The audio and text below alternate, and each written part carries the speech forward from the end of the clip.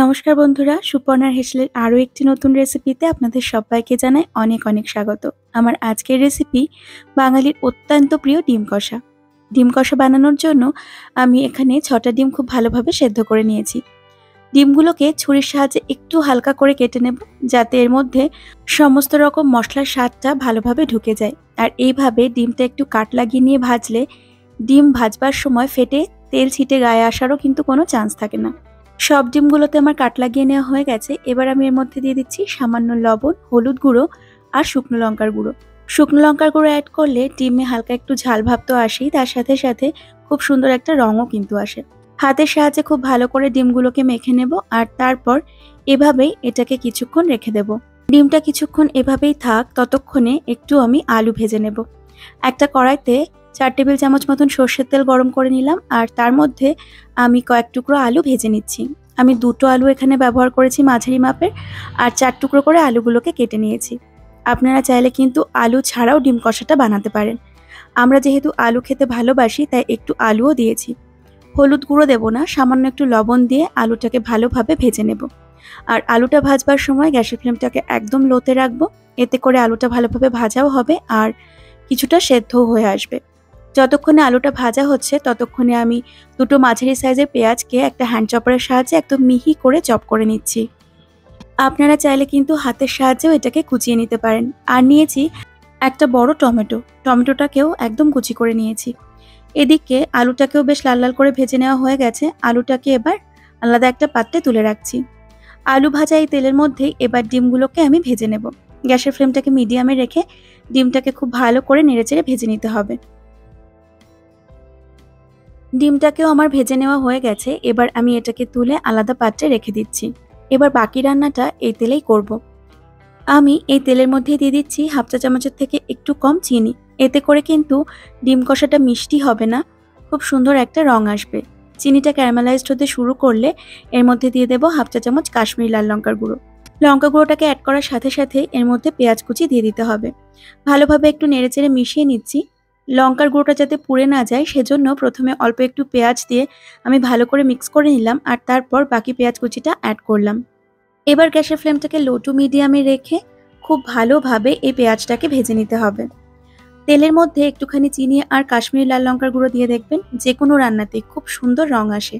পেঁয়াজটাকে একটু নেড়ে নিয়েই এর মধ্যে দিয়ে দিচ্ছি একটা তেজপাতা আর একটুখানি গোটা গরম মশলা, ৩টে লবঙ্গ, ২টো ছোট এলাচ আর ১ টুকরো দারচিনি নিয়েছি।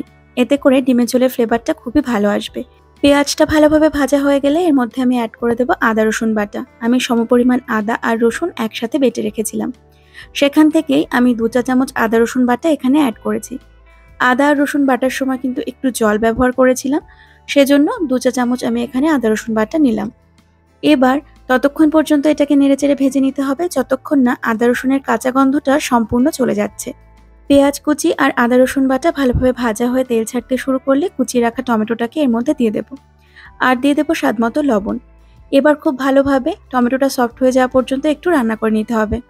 গ্যাসের ফ্লেমটাকে এখানে লো টু মিডিয়ামেই রাখবো আর লবণ অ্যাড করাতে টমেটোটা কিন্তু খুব তাড়াতাড়ি সফট হয়ে যাবে।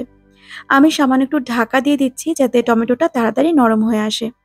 ঢাকা দিয়ে কিছুক্ষণ রান্না করে নেওয়ার পর যখন টমেটোটা একদম সফট হয়ে আসবে তখন এর মধ্যে দিয়ে দিতে হবে হলুদ গুঁড়ো। আমি দিয়ে দিচ্ছি 1/2 চা চামচের থেকে একটু বেশি হলুদ গুঁড়ো আর 1 চা চামচ জিরে গুঁড়ো। হলুদ আর জিরেটা দিয়ে খুব ভালোভাবে মিক্স করে নেব।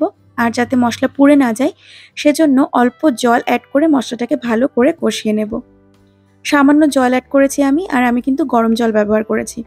খুব ভালো করে মিক্স করে নিচ্ছি আর এরপর এর মধ্যে অ্যাড করব ঝালের জন্য শুকনো লঙ্কার গুঁড়ো।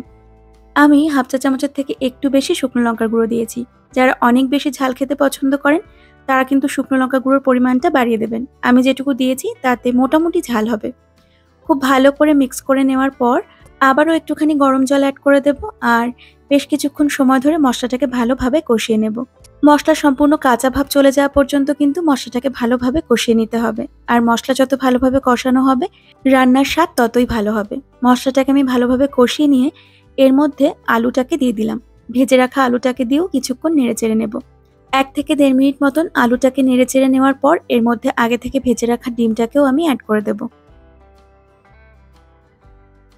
ডিমটাকে অ্যাড করার পর সবকিছুর সাথে ভালোভাবে মিশিয়ে নিয়ে এখানে পর্যাপ্ত পরিমাণে জল দিয়ে দিতে হবে। আমি কিন্তু এখানে আজকে গরম জল ব্যবহার করছি। রান্নাতে গরম জল ব্যবহার করলে রান্নার স্বাদ কিন্তু ভালো হয়। আর যেহেতু ডিম কষা বানাবো তাই জলের পরিমাণটা খুবই কম ব্যবহার করব। আমি প্রথমে অল্প একটু জল দিয়ে ভালোভাবে মিক্স করে নিচ্ছি আর তারপর আরও একটু জল অ্যাড করব। অনেক বেশি জল কিন্তু এই রান্নাতে দেওয়া যাবে না। যেহেতু আলু দিয়েছি তাই আমি এইটুকু জল দিলাম, কারণ আলুটাকে কিছুক্ষণের জন্য সেদ্ধ হতে দিতে হবে। যদি আলু ছাড়া ডিম কষা রান্না করা হয় তাহলে কিন্তু জলের পরিমাণ আরও কম দিতে হবে। আমি ঢাকা দিয়ে একদম লো ফ্লেমে এটাকে ৭-৮ মিনিট মতন রান্না করে নিয়েছি। আলুটা ভাজতে ভাজতেই কিন্তু 50% মতো সেদ্ধ হয়ে গেছিল। আর বাকিটা ঢাকা দিয়ে খুব ভালোভাবে সেদ্ধ করে নিতে হবে। এবার ঢাকনা খুলে নিয়েছি আর ভালোভাবে একবার মিক্স করে নিচ্ছি। এই ডিম কষাটা খেতে কিন্তু দারুণ লাগে। রুটি, পরোটা, লুচির সাথে ভালো তো লাগেই। তার সাথে সাথে ফ্রাইড রাইস এমনকি ভাতের সাথেও খেতে ভীষণ ভালো লাগে। দেখুন এখানে কিন্তু জল আমি যেটুকু দিয়েছিলাম সেটা প্রায় টেনে এসেছে। আর এখন যেটুকু গ্রেভি দেখছেন এটুকুও কিন্তু ঠান্ডা হওয়ার পর টেনে যাবে। আমি দিয়ে দিলাম কিছুটা গরম মসলা গুঁড়ো। যেহেতু গোটা গরম মসলা দিয়েছি তাই 1/4 চা চামচ মতন গরম মসলা গুঁড়ো অ্যাড করেছি। আর সব শেষে দিয়ে দিচ্ছি ধনেপাতা কুচি। যদিও এটা অপশনাল, আপনারা যদি পছন্দ না করেন তাহলে ধনেপাতাটাকে স্কিপ করতে পারেন। খুব ভালো করে মিশিয়ে নিচ্ছি আর ধনেপাতাটা আর গরম মসলা গুঁড়োটা মিশিয়ে নেওয়ার পর গ্যাসের ফ্লেমটাকে আমি অফ করে দেব। তৈরি হয়ে গেল আমাদের ভীষণ সুস্বাদু ডিম কষা।